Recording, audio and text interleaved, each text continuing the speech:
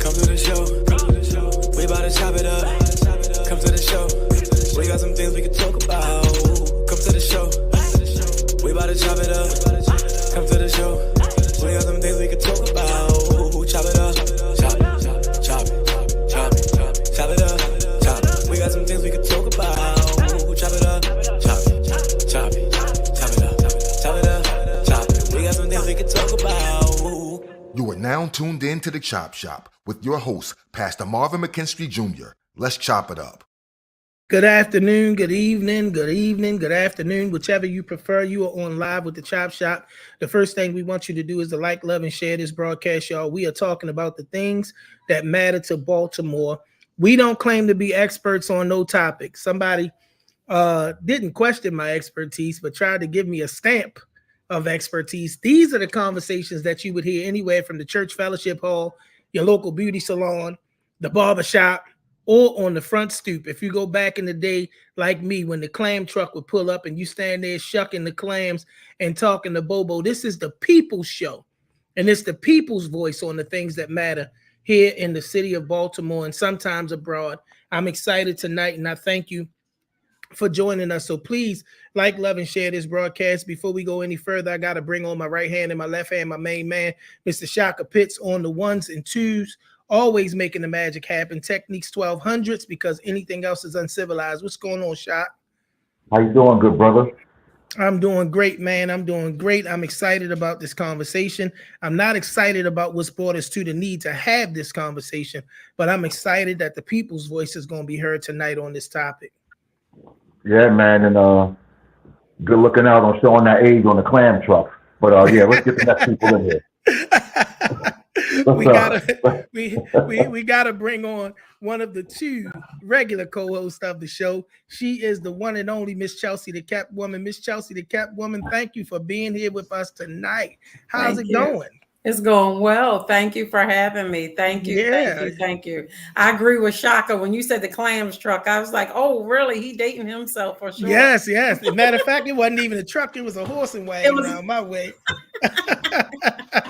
And a horse and wagon to pull up, boy. We stand right out there. My grandfather taught me how to shuck the clams.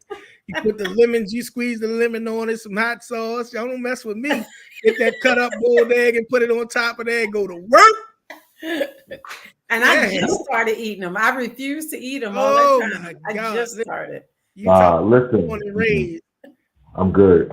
So you said you good, Shaka? It's a piece of it's a piece of our history in it too, because the term shucking and jiving is literally a conversation about standing at the clam truck, shucking clams and talking, shooting the Bobo.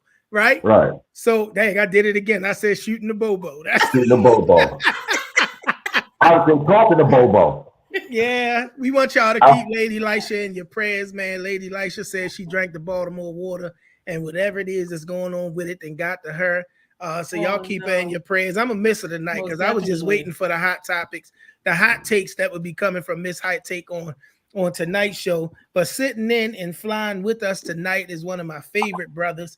He's always got something strong to say, and his knowledge base in and around things in Baltimore is really strong. He's worked in some sacred places as it pertains to the things that heal Baltimore and the things that keep order in Baltimore. I'm talking about the one and only Mr. J. Rod himself, Jason Rodriguez. What's up, DJ J. Rod? Peace and blessings, family. Peace and blessings. I'm actually at one of them places right now. I'm still at Radio 1 working hard. We're celebrating 43 years as of Tuesday. So 43 years ago, Dr. Kathy Hughes founded this great platform, and I'm still here hard at work. And I got to give a shout out to the A-Rabbers, man. The A-Rabbers, have a history, easily going back into the 1920s and coming through our community. That was at one point one of the only places you can get fresh fruits and vegetables in our community at one point. So every time I hear the term food desert, man, and where they talk about a lack of healthy food and produce.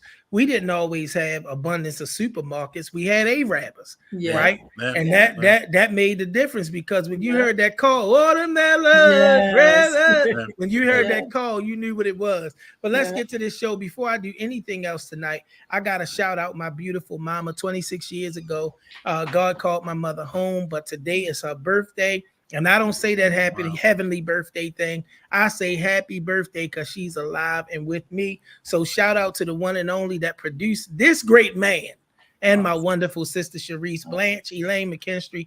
I love you, Ma. I'm living and hoping that I'm making you proud. Birthday wishes to you. Next year we may do it with a picture. I ain't want to put a picture up here because Shock be doing his own thing. He'd have set some music or something to it and had me on here crying. I don't feel like crying tonight, but let's get to these church announcements.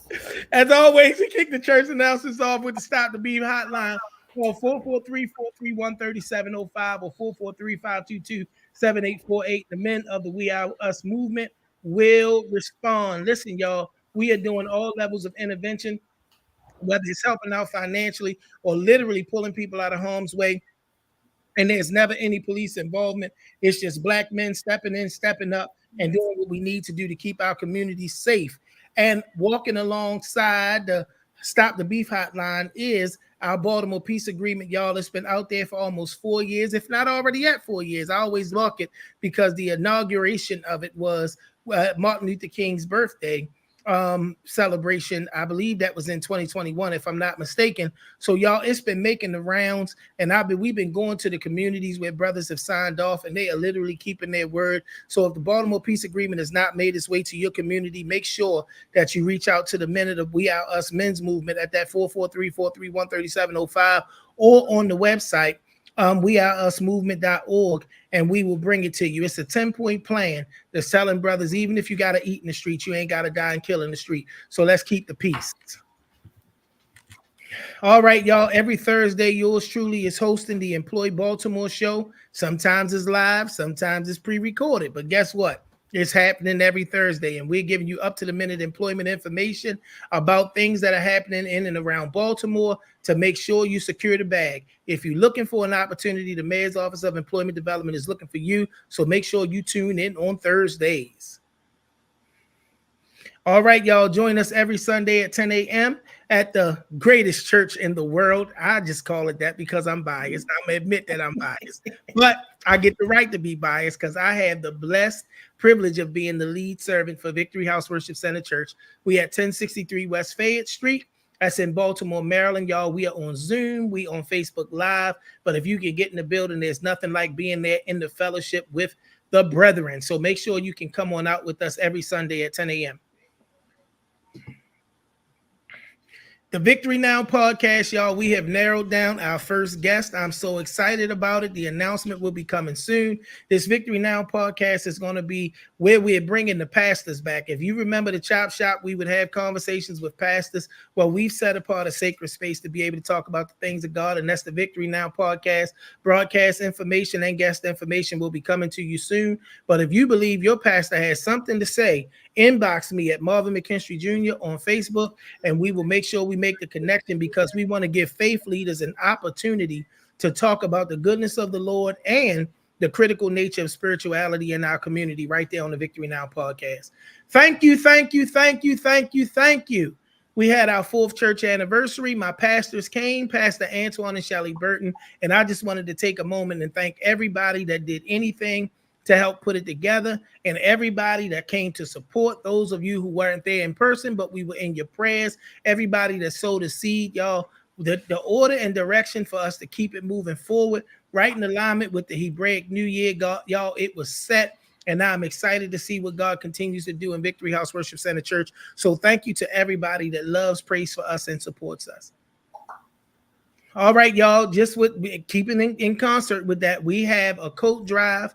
I believe we've been receiving some donations, and what we want to do is be ahead of the curve, y'all. We don't want to wait till it's freezing cold. We have our outreach on next Saturday because it's every 3rd Saturday of the month, and we want to be able to start giving people new and gently used coats, gloves, scarves, hats, and socks. If you happen to be at the dollar store where they're $1 a pair, grab them. Bring them to us, y'all. We want to be a blessing to the community. We know not everybody has what they need, but we want to make sure that as a ministry, we're making sure people can get what they need from us. So make sure that you get your donations and you bring them, inbox me, go to the church page, find a way to get to us, because we want to make sure that we're able to be a blessing to our community.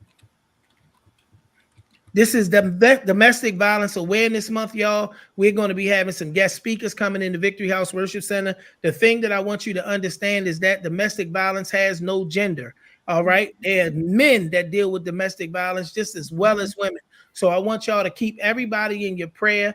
Don't be thinking, if you haven't been trained in this topic, keep your mouth off of it. Well, they should just leave. You don't understand the power dynamics of domestic violence. But during this month, you're going to see us talking about it, and we'll have a guest come on and give them a little bit of time to be able to discuss it and give us some tips on how to, because we want to make sure that even if that's somebody's current situation, they can make it through. Have a way out. All right. My brother and my sister, Pastor Tyrone and Lady Tiffany Nance, are having prayer and praises every second Friday of the month at 7:30 p.m., which means it's going to be this Friday. Man, that's my brother. He's a real man of God, stand-up guy, and I love this brother. So if you have the time and you want to be blessed, swing on through. Prayer and praise, y'all. It's a good time. I had the privilege of being one of the guest prayers. And y'all, when I tell you the Spirit of God shows up in the place and it moves how it desires to move because he gives it freedom to do so, you will be blessed if you come through.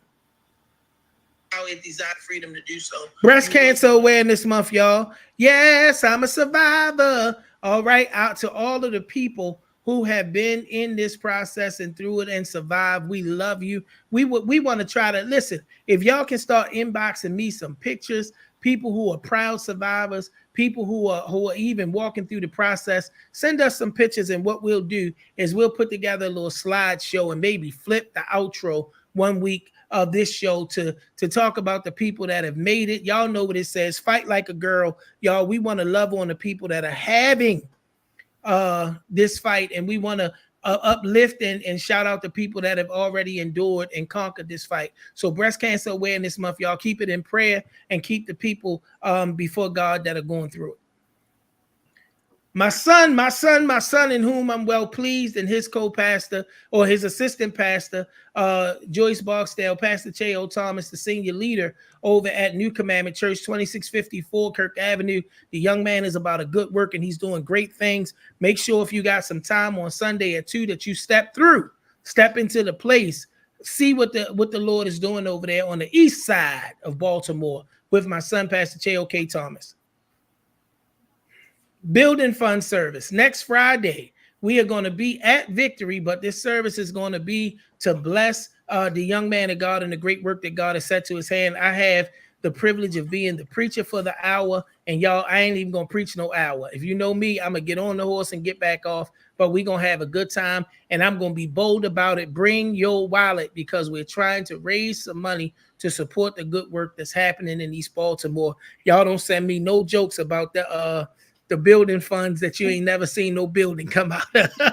I know Shock are locked and loaded. I don't want to hear Shock. But y'all come on out. Let's support what the Lord is doing at New Commandment Church. The City of Hope, my other brother and sister in Christ, are having their ribbon cutting, and that's going to be on this coming Sunday. I will be there in the place supporting my brother, ready to dance on his new floor. God has planted him and Lady Nakia Nance in Brooklyn, where the work is needed, because he's a man that's about the good work of the kingdom. So y'all, if you got some time, stop on through City of Hope Ministries. The ribbon cutting and dedication ceremony will be on this coming Sunday at 3:30 p.m. All right, Pasta Paint and Virgin Drinks. Pasta Paint and Virgin Drinks. I love Lady Latoya Neal and my brother, Bishop Donnie Neal. They always put together great events, y'all. You're not going to just be in a church space. You're going to be in a place where the place is literally going to be beautiful. The ambiance is going to be there, and you're going to have a good time. So it's open to men, women, and children. Don't think this is just some ladies event. Come on through. Get your tickets, y'all. Support this move. My brother and my sister do everything in excellence, y'all. I'm excited about what the Lord is doing with and in them. So make sure that you pull up on Saturday, October 28th. The Gathering Revival, y'all. It's miracle time. It's miracle time. It's miracle time in November. The 2nd, 3rd, and 4th going to be taking place at the Word of Faith Church. That's the host location, but it's a power of partnership move. These are some brothers that I've connected with, and it's all about supporting one another in this thing called ministry. We all have a heart, mind, and a desire to serve, and we all need to have each other's back. So if you're not busy and you want to take that drive, come on down to Word of Faith Church, 6001 66th Avenue. I'm going to be a little biased. Come on out Thursday, because your brother going to be the speaker for the hour. And I want y'all to be in the building to hear thus saith the Lord and to support the great work that God is doing in the Power Partnership, along with Overseer MD Neal and Co-Pastor Lisa Neal. Y'all, it's going to go down. Emily's Sweet Treats, y'all. Listen, this young lady, Rhonda Banton, is one of the young ladies at my church, and she is an amazing dessertier. I don't even know if that's a word, but she's an amazing dessertier. That's a picture of her and her mother. Her mother's the inspiration behind this business. Y'all, I need y'all to look her up on every platform that's listed, because I'm going to tell you right now, she bought me some banana pudding, y'all, and I thought I was going to kill myself with it. I want y'all to understand the sister know what she doing. She going to give you a sweet treat. Emily Sweet Treats, y'all. Make sure y'all plug in on all your social platforms. I'll have the flyer posted on my page so y'all can see it. She's professional. Everything is delivered in beautiful packaging. And listen, y'all, she gets it done for you. She'll cater your event. Whatever you need, she going to get you done. All right, y'all. That gets us through the church. But these church announcements getting longer and longer every week, man. Listen. But listen, this is the people's show. So we want to make sure that the people's businesses, everything that belongs to the people is promoted here. Y'all like, love, and share this broadcast. Tag some people in the comments that need to be here, y'all. Tonight, we are talking about a tragedy. We're talking about the tragedy of crime in Baltimore. We're not talking about a specific location, even though we are going to be uplifting what happened at the Morgan State University campus, because the tragedy of Baltimore crime is that it's tragic no matter where it happens. No matter when it happens, it's tragic. And that's one of the issues that we have, y'all. We continue to have a segregated mindset towards the when and where of crime. Now, don't get me wrong. Shaka and I spent many years at the Westside Youth Center, and it really is sacred space in West Baltimore. The brothers respected enough not to bring the drug activity and all of that. So I'm not talking about Morgan not being sacred space or holy ground. I'm talking about the fact that we have to have the same mindset towards crime and violence everywhere, no matter where it happens. So this is going to be multi-layered, y'all. We're going to be talking about this. We're going to be talking about the fact that we got a new commissioner in the midst of this, and we're going to have the conversation tonight. I want to kick it off with my friend and my brother, my right hand, my left hand, Mr. Shaka. Pitch Shaka, I want to know one thing from all three of y'all, and I'm going to start with you. I want to know, what were you thinking when you heard that this thing occurred? Well, what's crazy is I heard about it in real time. I was playing Grand Theft with my man who lived on the east side. And his daughter, he lives on the east side, but he's not right by Morgan. But his daughter is right by Morgan. And she heard the gunshot and called him, little baby. So he was like, yo, hold on, Pitt. Pooh hitting me, said, she's scared, there's gunshots going off. So in real time, I'm again, like you said, you don't have to be there to be affected, right? So, now I'm like, we both on pause. I'm on pause. I'm on mute. My man check, he's dealing with his daughter and trying to figure out that he's on Citizen, So in real time, I was engaged with it in real time, So it was crazy for me. Then I'm like, hold up, is my daughter? I know she goes to Morgan. Is she in class tonight? Is it so now I'm throwing my mental Rolodex also to figure how I'm impacted, if I'm impacted, besides my man's daughter being traumatized by this activity. So it was crazy, because like I say, it was real time for me. And I'm downtown West Side, and it was wild for me, Chelsea, the kept woman, I mean, it's the same question to you. What were you thinking when you heard about this? I was a little bit surprised, because I knew this was their homecoming week, and so I know that they were preparing in a different way. But I'm saddened, of course, saddened because yet again, some more shootings are happening with our young people. And saddened. I was saddened. Of course, I prayed. Of course, you pray and you reach out to those that that are close by. But yeah, saddened more than anything. J Rod, coming to you, man. And I know initially this thing was reported as an active shooter situation, which to me puts a whole different color on it from what we're now learning that it actually was. But I want to hear from you, brother. When you heard about this, what was your initial reaction? I was actually coming across Cold Spring, going to see my son in the Almeidas, and was actually headed in that direction of town. And when I heard about it, I'm always disturbed by these situations anywhere in the city. But for me, this really broke my heart because Morgan has had this renaissance. I don't know if a lot of folks know Bowie, Morgan, even Coppin.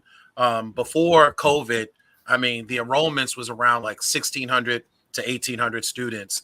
They had a renaissance to where the fact that I think they had something like almost like 14,000 students enrolled in 2021. And folks were seeking historically Black colleges, especially with George Floyd and everything that was going on. Mm-hmm. So, and then to watch the news later that evening and hear students talking about they were packing their bags. I'm going to another university. I'm going to transfer out, knowing that Morgan, this great institution, 140-year-old legacy in our community, a predominant historically Black HBCU.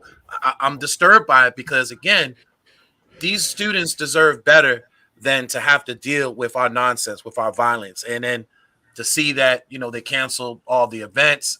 My man, DJ Flow. I don't think folks realize how much financial impact this is because homecoming week, a lot of folks get sponsors to pay for parties and events. And there's, of course, there's alcohol going on. So you got, the liquor vendors, you got all these folks that are invested. And shout out to my man, DJ Flow, who's a Morgan State student, graduate, who had a big event get ready to happen in Morgan State. And then now they had to make kind of changes in reference to how they're going to, do their events. But it's like people have money invested. People want to celebrate life. And then to see this happen to this great institution just is really heartbreaking. My daughter is a freshman at Morgan, and she doesn't live on the campus, and she wasn't there for the activity that was happening. But my mind immediately shifted as a father to what if she did? I'm a kind of take the bull by the horns kind of guy. And literally, if I would have needed to, I would have been on that campus to go get or protect my baby. One of the things you said that's interesting to me, Jay, is you said our violence impacting the school. I was talking to a brother today, and one of the things that the brother said is, when you ignore your neighbor's roaches and their lack of cleanliness, eventually this going to show up at your house. It's going to wind up impacting you. We know Morgan State University has its own police force, and for several years now, we've heard about murders and different things that have happened, and it's never really been painted as a Morgan State University issue, so to speak. I'm going to ask the hard question right now. Y'all jump in and answer how you feel.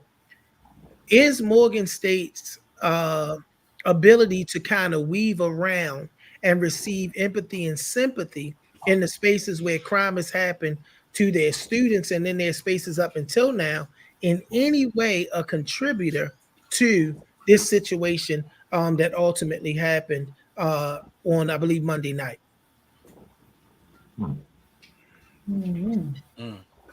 Come on, talk to me, J Rod. Yeah, I mean that's a good one. Yeah. I mean, I don't know. I just know that Dr. Wilson. David Wilson is doing the best that he can with this situation. And how do you weigh the balance between the two, between outside folks coming in to the campus area? Do we lock off Morgan State and build walls around Morgan State and only allow certain people in and out of this area? Is that what it's going to turn into? And then some of these incidences, you're right, have been outside incidences, but I keep hearing rumors that this may have started with students that are part of the campus life. Now, do we start vetting folks, and their history, and do we start digging into the background and start vetting some folks out that may, in some cases, may have a history that we don't know of. Just because somebody's carrying a gun at this incident today doesn't mean that they weren't a troubled individual coming into the university. So some of this stuff, yes, has been outside influences, but I think that this particular incident, everyone is pointing out that this may have been students and something that took place between students in an argument. So how do you weed that out? I'm not sure. It's one of those weeds that no matter how much you spray, weed killer, can still come up at any time. Like I have heard that today. I've been out in the streets today. Normally on Thursdays, I have a few things that I do out in the community. Shaka, I want to come and talk to you. As a historically Black college university with a great social work program and some of the other things, do we feel as though there's been enough involvement in what's broken in Baltimore from our Morgan State University family, or have they kind of set themselves apart in the everyday struggle? Baltimore is that town where you could be one place and then go 2 blocks over and you're in a whole nother place. Has there been enough of a contribution? And I don't claim to know all things. You guys heard about anything that contributes from this institution to the general cause of anti-violence? Don't forget, it was not too long ago where we was hearing about, and some details emerged. I ain't gonna go into that, but a professor and a student that involved some level of violence and all of that sort of thing. And then, like I said, the several murders. Talk to me, Shop. So I'm gonna be honest. I'm not versed in their in the violent history on the campus, right? I'm not versed in that, and in my experience, usually that stuff, usually the campus was the safe space, right? Because I went to an HBCU, and you would literally try to make it back to campus because you knew once you got to campus, you was right? So the stick boys chasing you from McDonald's, you like, damn, man, they know you're out of towner, they know you're a college cat, you like, but if you get to campus, you So this is weird for me this is weird for me. So I'm not really versed to talk about that. But what I will say is that you're a brother. Let me rephrase the question. Hold on. You're a brother that is active in spaces that deal with the ills of Baltimore. Have you seen the level of presence that you think you should see from this institution in those spaces to combat violence in general, not just what happens in their space? Have you seen because again, like I said, if I allow my neighbor to continue to pile filth and I say no, there are roaches in it. Y'all. No, I just want to know. I want to know. Talk, y'all. All right, so I will say this. I'm a balanced person, so I believe that Morgan State should be taking care of Morgan State.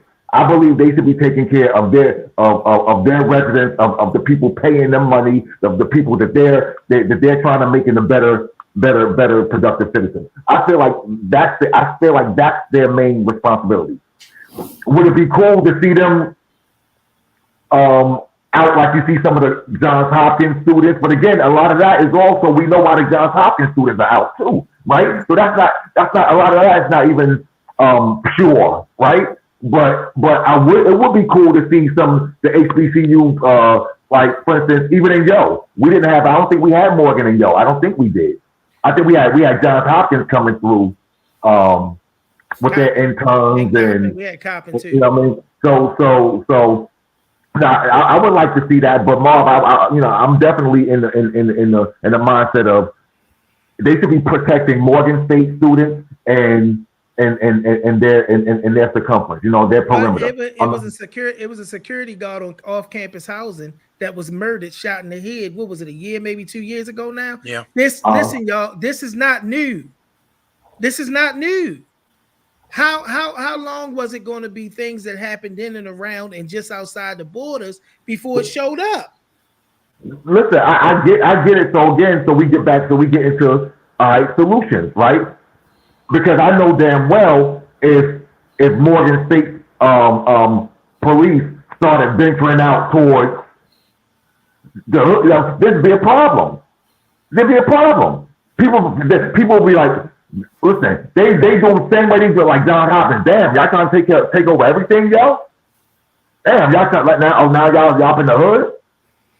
No, so we would have a problem with that. So what's the solution, Marv? What would Marv like to see? Well. If I can interject, first of all, Morgan State has been outside of the campus for a while. I have to throw that out there because I got to give a rest in peace to Tyrone West. Again, that was Morgan State University police that were there on the scene, that engaged on the scene. So they've been patrolling outside of the neighborhoods for quite some time. And there's no campus or dorm or no student building over in that area where Tyrone West died. So, we see the kind of the intrusion in some cases. Even when you go to Johns Hopkins University, they're outside. They come up as far as Greenmount Avenue. I see them sometimes, and they skirt back and come back around up 28th and 29th Street. So, I don't think this is really a policing issue. I think really and truly, this is that the campus has to set a tone. And I think that when school started, there should have been a tone set that we are zero tolerance. Expectations. Right. Yeah. Set that tone from beginning that we're no nonsense. Don't come up here with that riffraff. If you are, try another university. This ain't the university for that. Let me come to you, Chelsea, the Catwoman. You as a parent, you hear about this happening and you're paying the tremendous amount of money that it takes to send your child to college, higher education, right? It's really expensive. And you hear about this happening and what is your response as a mother when you consider the fact that you're paying all this money, you're sending your child to this place with an expectation of safety, and this happens. Yeah. Again, the police, I see the Morgan police around as well when I'm in that area, but this is an individual. I think that the tone has to be set up front, because when my kids were at Frostburg, North Carolina A&T, and at Tufts University, I was there in their face. And so I was, the one that's on their text on their cell phone. They made a mistake and butt dial me, and I'm listening. Where you at? Why you at this party? What are you doing? Because I couldn't be everywhere at the same time. So I think that it's it's an individual, like the families have to be involved. I know the families have to be involved. The school can only do but so much. The police are there. I have to give them kudos for that. I do see Morgan police. I would like to see more Coppin police, but that's a whole nother thing. But I do see Morgan police, right? I see John Hopkins police, but the parents have to be more involved. And the head of the school, he's going to have to hit it hard. He's going to have to tighten up, whether it means enforcing curfews or stricter policies as far as who's coming to the parties, or who, as far as how they're engaging. Did they? So last night when I was tuned in with my man, he said that it was an active shooter, Marv. Right? That's what I heard. The active shooter situation. Yeah. That they had him. That they were somewhere near the garage, and they was banging out with the police. That's what. Oh, none of that was true. None of that was true. What I believe is going to emerge and what I believe is going to come out is that this is involve somebody that is either a student or students were with the persons or people that were involved in this shooting. I want to shift a little bit because Mayor Brandon Scott actually said something, and he takes a lot of hits when it comes down to this violence, but he said something, and I want to know what you guys' opinion of it is, because let me tell you what he stated. I don't want to state what I think or feel on it just yet, but what he said was, this is more a product of the proliferation of guns in our cities, and things need to be done at the federal level to really halt the guns. I heard some people today, whether it be listening to talk radio or being in certain spaces, that are accusing him of passing the buck and trying to make excuses. What do you guys think about that commentary, that what we're seeing in this gun violence and situations like this being more about the proliferation of guns, which is a nationwide issue, and that not being the thing that's actually put out front and being taken care of. And J Rod, I want to come to you because I know you follow these things. I want to come to you first. I mean, estimates I've seen over 1 billion guns have been distributed in America. I'm not sure how do you roll back a snowball that's already, created an avalanche that's already headed towards the village. I don't know how you roll that back. And in some cases, I even say when people want to do something to harm someone, and you've seen this happen throughout America. It doesn't matter if it's a gun in their hand, right? They're gonna do it anyway. The people roll over people with a car. They'll stab you. They'll beat you with a baseball bat. I think what we really have to work on in this country is that one, the mental illness. Two, conflict resolution. I don't think we teach that in school. We don't teach children how to deal with conflict and how to engage each other in peaceful manners. And then we have to really look at what's happening in reference to our music is concerned. Someone posted last night in reference to the music that we listen to, and unfortunately, when you listen to like the drill music, and it's just nothing but violence and pushing that tone of violence, and even folks like David Banner and folks like Professor Griff and a lot of folks have talked about these frequencies that are vibrating, the energy that's being transferred from this music. You have no other choice but to release that negative energy in negative ways. So we really have to talk about what's going on in our community that's kind of perpetuating someone to want to grab a gun in the first place. What I'm hearing you say is substantiating that term that we've seen come through, culture of violence. Of course. Right? Because all of those contributing factors literally come to a head around the idea of an existing culture of violence. Shak, I want to hear from you because I think what I was looking for is whether there's any measure of agreement, or do you believe that there's some legitimacy to what the mayor is saying, that the proliferation of guns is a major and key factor in the fact that we're seeing these types of incidents happen? No. With all due respect, in the words of the great Cameron, niggas get shot every day, B. It's like this ain't like what's our numbers been, Marv? And so so the and also what Jay said, this toothpaste ain't going back in the tube. So what are we talking about that for?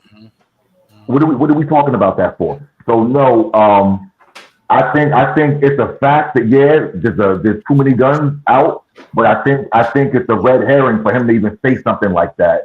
Because what are you gonna do? What can anyone do about that, right? At this point. And yet, listen. You got X amount of time until you're not mayor, right? It ain't gonna happen in that time, bro. So what you talking about it for?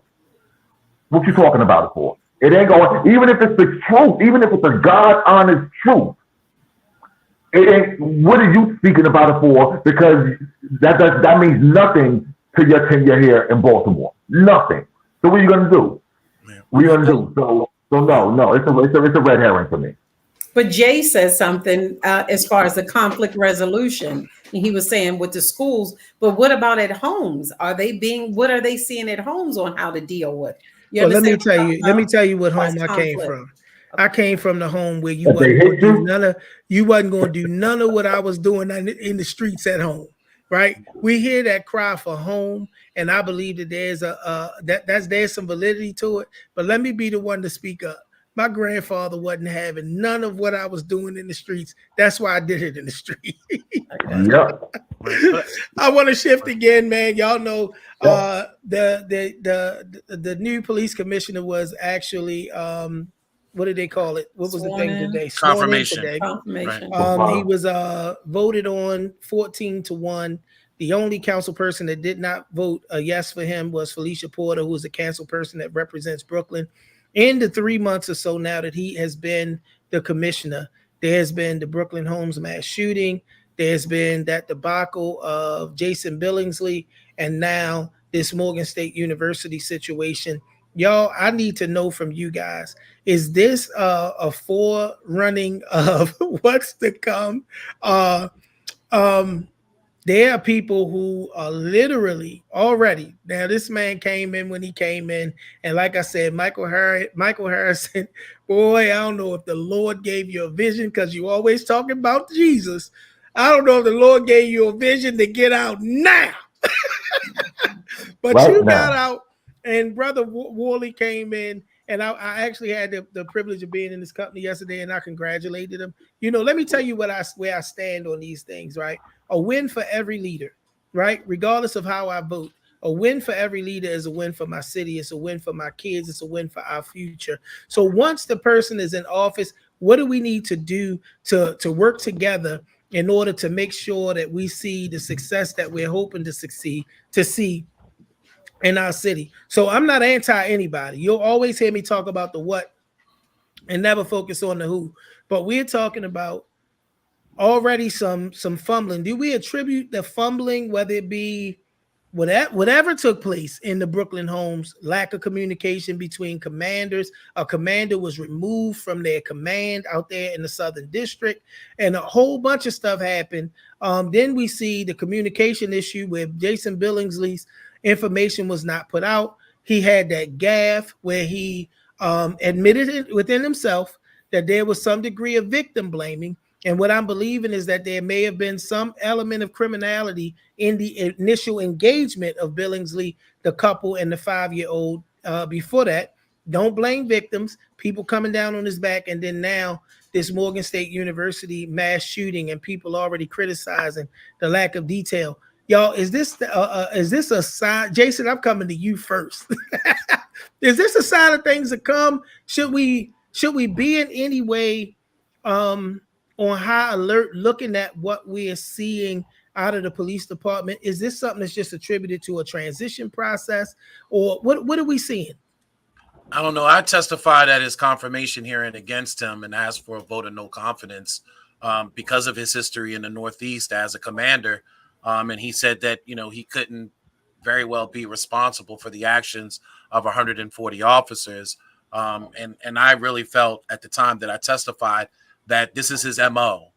Matter of fact, I'm thinking about getting him these little 3 monkey statues, the see no evil, the hear no evil, speak no evil, because he seems to be this complacent. I didn't know. I apologize for the mistakes. I mean, I can't blame him for the Morgan State thing. I think the Morgan State thing, unfortunately, is something bigger than him, bigger than anybody, bigger than the president of the campus. So I can't blame him for that. But I have to blame him for the 2 strikes. I don't think we're talking Billingsley. about blaming anybody for a crime happening. Correct. I ain't talking No, we're not talking about blaming for the crime. We're right there. Right. But when we are talking about the lack of the dissemination of information, because there were some people that were upset about how the video came out. Right. What lacking detail was in there. Seemed like they were trying to play the politically correct game, did not want to give out race information according to what you could see on the video. Talk to me. I still think that was a Morgan State incident. I don't mean blaming him as far as the incident. I'm saying that's a Morgan State incident, and that's something that Morgan State and their police department have to deal with.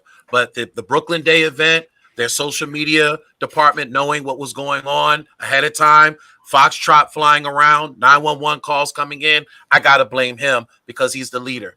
As far as Billingsley is concerned, not informing the community. I live out in that community, not making us aware that you have a psychopath running through the community that put a child in harm, that raped a woman, slit her throat, had another person bound, set the building on fire. I think to me, that's public enemy number one. That's Baltimore City's most wanted. And that had to be exposed. And maybe, I'm not saying, that it would have saved her life, but maybe someone would have identified, because our community does due diligence when we know children are in harm's way. Once it went out, and we're not blaming Pavel to prepare or none of that, but once the information went out, he was apprehended in a matter of what, a day? Yeah. And it might have been quicker because, again, in our community, when we see that children are victimized, a lot of times we're on point. We'd have cited him somewhere, and it had been calls, to the crime watchers thing left and right. We might have stopped this before he headed downtown. Emerson Village and downtown. He still has to get down there. How did he get down there? I spoke to one of Baltimore's finest today, who's a brother of mine who I won't mention his name, and he literally said these words to me. At this rate, he's going to set us back pre 2015 with police community relations, with the things that are happening right now. That was the sentiment of a Baltimore police officer. Shaka, I want to come to you because you were right there with me when we had to be boots on the ground in our center the day after the uprising, and making sure that if any young person wanted to come in and do anything from learn some math to have a safe space in the studio, that we were there. You saw it up close and personal, everything that went down. When you look at what's happening, in the sense that there seems to be an outright lack of equity in how crime is reported and things of that nature in community. How does that statement come in specifically from a Baltimore police officer being set back to pre 2015 at the rate that he's going with public speaking? How does that land on you as a Baltimore City resident? It's bananas, because that is police community relations is everything, right? That's the key. That's the key. That's the key to getting killer black off the streets, right? Because I'm not that dude. I'm not free killer black. That's not me. I don't do that. I don't do nah. Keep killer black locked up. You know what I mean? Like, that's not me. But no, like, the community don't trust the police, so the community's gonna be like, hands off. We're not dealing with you. We're not following your process and anything you're doing. So if that's broken, everything up the chain is going to be broken. So if you're affecting that, and then also you're affecting our well-being, because we out here, kids out doing what they doing. I live downtown, and you ain't saying nothing. So you're putting us in harm's way on multiple levels. Nah, I'm not with that. Again, after the Brooklyn thing, it was like, you bristle, you start, you're like, I ain't feeling this, yo. I don't, and now this? Nah. You're on live with the Chop Shop. We come to you every Thursday at 6 p.m. I'm here with my crew, and we're discussing some of the major recent issues here in Baltimore. Like, love, and share the broadcast, even get in the comments and tag folks that you think should be here. But if you want your comment to come across the screen, you can put your comment on the Marvin McKinstry Jr. Facebook page, and we'll be able to share it just like that. And if you would like to come on and have your voice heard, we're going to post the link. I'm going to get Lady Lisha, because I see she flying with us, to post the link in the comments, and we'll get you on and want to hear what you have to say. Y'all, when we're looking at one of the things that I wanted to bring up tonight, because we're literally in between what I consider to be a rock and a hard place. We're in a space where we are literally seeing violent crime decrease in number, right? It's decreasing in number. That's a fact. Nobody can argue that. But yet we're seeing it impact our most vulnerable people, which are our children. And it seems as though you cannot even talk about the decrease, because this thing, and listen, it's mind altering to me, right? Because I am a person that has a passion for young people. I'm known for the work that I've done in and around youth spaces. I still celebrate the community where I grow up, where we've been able to engineer no murder in 2 years, and continuing to do that work. We've been on high alert because of some stuff that's happening in and around that space, and being hands-on and active, trying to make it work. But when you see that, and I'm gonna come to you again first, Jay, when you see that it appears that the trade-off is there's a decrease in violent crime, but yet we've seen more youth-involved crime than we've probably seen in the history of Baltimore, y'all. It's just ugly. And we say, what are you, as a Baltimore City resident, who's not just the average resident, who's a person that advocates for certain levels of policing and community healing? You're in the spaces where this stuff is most impactful. What are you saying to our elected officials as it pertains to seeing that trade-off, where it looks like we're seeing some decrease in crime, but our most vulnerable people aren't being protected? The problem that I've been having a discussion with, and I've had this discussion with the governor's office, is I think that we're doing a poor job in reference to, especially when folks are adjudicated and are in the system, how they're being monitored, how they're being dealt with, going through the process. We've had easily almost a half a dozen young people that were killed while on the box. And we've had easily over more than a half a dozen young people that have gone out and committed additional crimes. Mr. Jackson, who was involved with the Brooklyn home shooting, was on the box.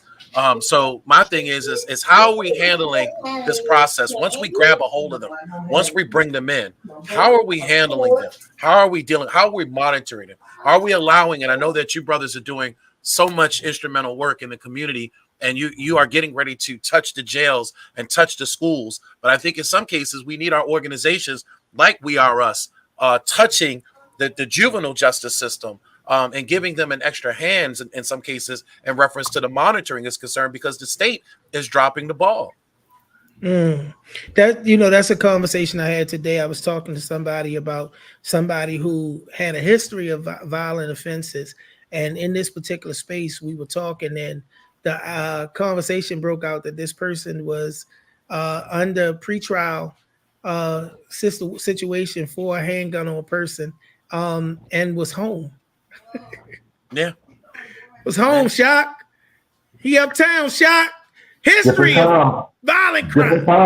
Different time. History of but let me say this, because what you said is powerful. And I think that we've had the conversation, not to exhaustion, but we've had it quite a bit about police. We got a state's attorney who's not playing, who means business. But then you got them judges. You got parole and probation. We historically have checked the same box on judges, never even read the ballot. People aren't even running against half of them. Shot, talk to me. This court system, bro, and this parole and probation and all that sort of thing listen. It has gotten a free pass.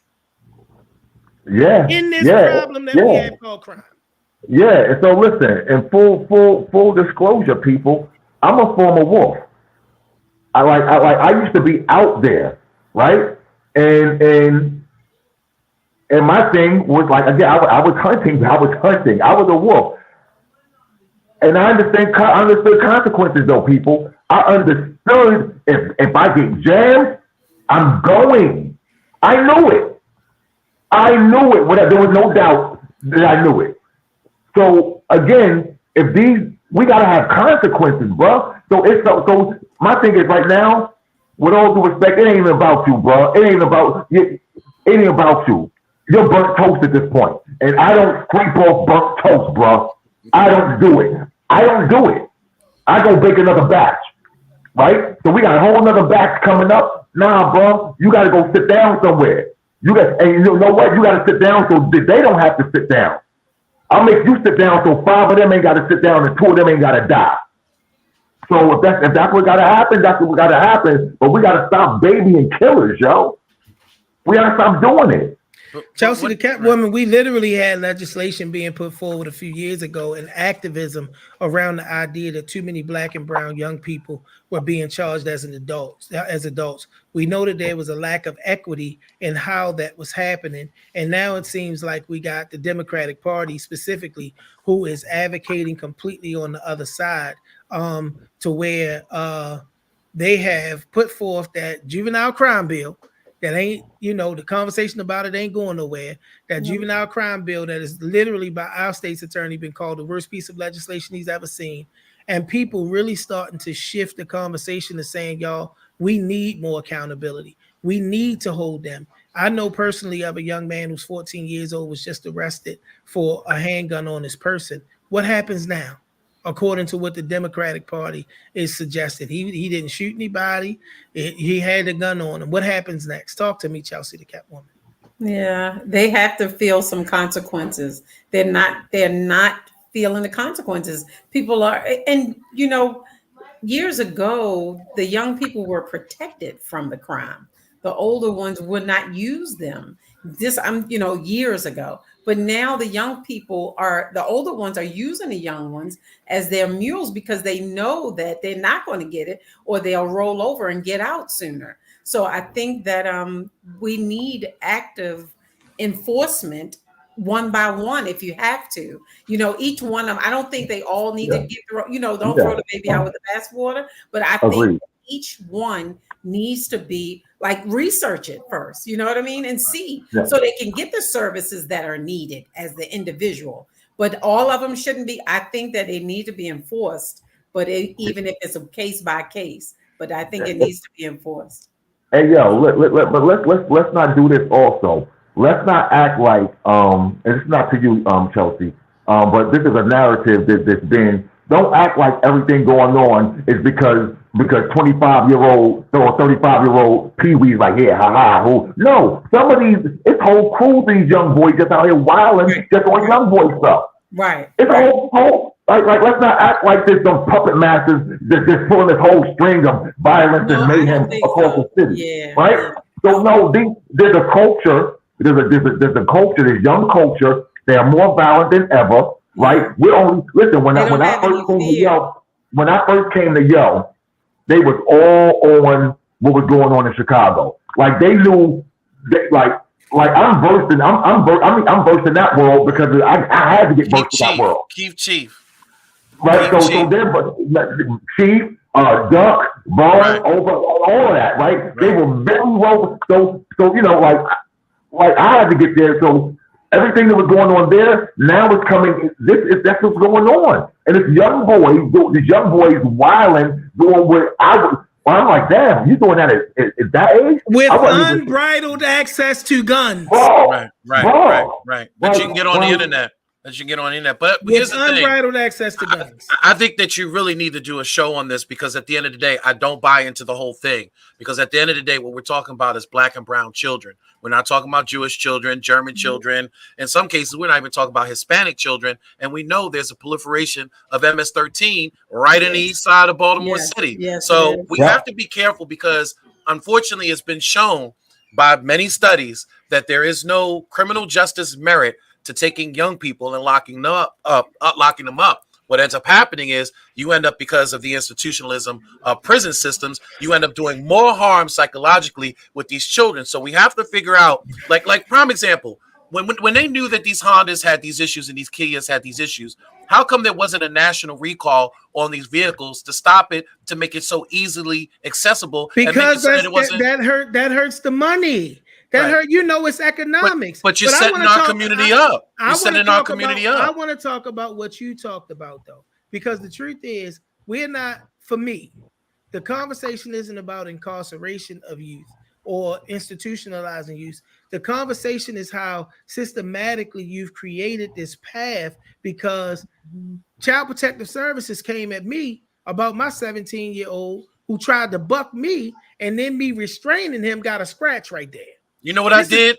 I grabbed up a trash bag when the police officer came to my home, and they tried to say that I abused my child after he had a young girl in the house with a top off, and I had to check him about it. I grabbed the trash bag, I put his underwear and his clothes in there, and I said, the day you come in my household and tell me how to raise my child, it's the day that I hand you this bag, and you can take him.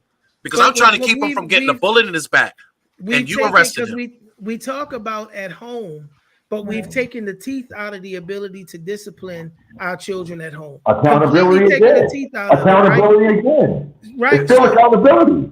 So on the bookends, whether it be the nurturing place called home or whether it be the prison system, we have set our children up for failure. Right. And when these systems have come in to the black and brown community, and knowing that a good strap across the tail has been something that has been able to be a regulator for years, and you took that away, then you took the discipline out of schools, then just a whole path that you went on that literally set our communities up for failure. It's just bad. We gotta get out of here, Pastor, go get you a camera, set a camera up in a room, and whip your child with that belt, and don't live stream it, but I'm talking about record it. And when somebody wants to come back and say that you abused your child, show them the video. Say, I had to put something to his hiney. I ain't beat him, I ain't torture him, but I had to put something to his hiney as evidence. I mean, we got to. Well, I only got one left, and that's the 3-year-old, and he ain't warranted that kind of thing. Y'all, we got to get out of here. Our time is up. Listen, Jay, I might be pulling at you, man. I love what you bring to the team and to the conversation. Go over there, talk to Kathy Hughes. Tell her you got a show that she need to put on Radio 1. No, we just joking, but we salute and celebrate the pioneer. No Kathy Hughes, no Marvin McKinstry and Chop Shop. No Kathy Hughes. Hold no Kathy Hughes, no Shaka Pitt on no Spitz McMahon on Tuesday Night Fight. On Wow. nothing. No Yeah. Kathy Hughes, no black media. We love you, Queen. Thank you so much for the pioneer that you are and have been. I ain't worried about that clock right now because we ain't been doing rebroadcasts anyway. But listen, we salute you, Queen, for paving the way and putting people in place that help us to be able to see ourselves in media spaces. I'm not media trained. I'm not a journalist. I'm just somebody that loves and cares about Baltimore. And remember what I said, y'all. This is the talk that you, and I think I'm gonna start saying it as a part of the show on a regular. This is the talk that we don't profess to be political experts, law enforcement experts, but this is the conversation you're gonna hear in the barbershop, in the hair salon, in the church fellowship hall, at the water cooler at your job, if you can sneak and get away with it, or on the front stoop, y'all. The Chop Shop is the people's show. It's about the people's voice. And what'd you say? Clam truck. At the clam truck, shocking and talking about what's happening in Baltimore. Baltimore, we love you. Thank everybody for joining us. Shaka, I thank you as always. My right hand and my left hand, my main man, Chelsea, the Kept Woman. Thank you so much for being with us tonight. Lady Lisha, in your absence, Queen, we missed you, Miss Hot Take. I can only imagine some of what you would have been able to add to this. And we ain't even gonna call you a guest. You one of our new co-pilots, DJ J Rod, always bringing such an informed perspective to a lot of the conversations that we're having. Y'all, thank you, our viewing and listening audience tonight, y'all. We want you to know that we ain't going nowhere. We ain't having the racy, sexy, calling out people, negative conversations, but we're bringing to bear the issues that matter to Baltimore and the surrounding area. So I want y'all to continue to tune in. Tell a friend about the Chop Shop. Get more people to viewing because y'all, it's what we need. We need to be able to have calm. And we got a few people that I've reached out to that are part of the upcoming mayor's race that have agreed to come on. We just got to work out some dates and times and all of that sort of thing. So Chelsea's smiling because she know who I'm talking about. Have agreed to come on and have the conversation about this upcoming election, y'all. So continue to tune in and be with us, y'all. We are going to continue to come and have these conversations. As I always say in closing, trust God. Trust in the Lord with all your heart. Lean not to your own understanding. In all your ways acknowledge him, and he will direct your path. Be the change that you want to see. Don't go running and vacating the area that needs some fixing. You are there. You have the tools. Understand your tools. Put them to work and fix what needs to be fixed for a better Baltimore. And above and beyond everything else, always remember that you can be more. Thank you for joining us, and we'll see you next week.